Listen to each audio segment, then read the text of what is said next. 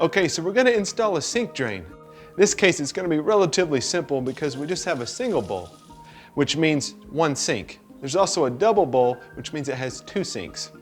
So this is our basket strainer. It's going to go into our sink and then hook up a tailpiece to the bottom of this, and that tailpiece is going to the P-trap, and then the P-trap is going to our wall cleanout.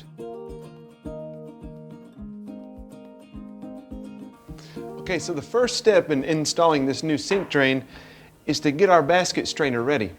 And that's going to require some putty here. Make sure you're wearing your gloves because you don't want to get this stuff on your skin. This is really like Play-Doh, so you just get a little bit in your hand and just going to roll it like so. Just make a nice little bead here, probably about 1/4 inch thick, and we're just going to put it around the rim of this basket strainer. And now we're just going to place this into the sink. Okay, so up next we're going to connect our gaskets and our nut here.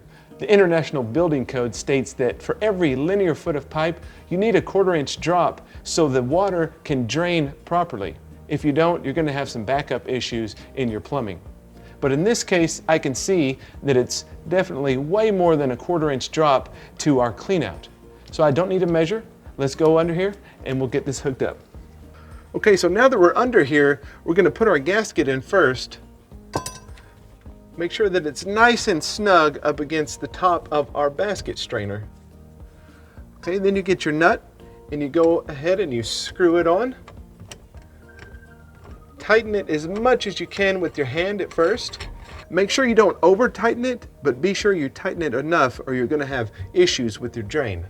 All right, typically when you put your basket strainer in, you're going to get some excess putty that comes out. So we're just going to wipe around the rim and just get that excess putty out. Okay, so now we're going to get our tailpiece. We're going to put our washer on here, and be careful because these go a certain way. You want to put the angled end upwards towards your connection like so. Push it up tight and then screw our nut on a bit. Just hand tighten it for now so you can have a little wiggle room when you hook up the rest of your pipe. So I've already pre-cut this. We're going to do the same thing. Push it in here tight. Push your nut against where your connection's going. Hand tighten it. And now our P-trap connection. This is just a gravity drain. So you don't have to make sure it's super tight, but you want to get it tight enough to where there's no leaks. Now we're going to turn on the water and check for leaks. Make sure you run it a minute or so just to make sure that everything is good. Okay, looks like there's no leaks here. Our paper towel is dry. Looks like we successfully fixed the sink drain.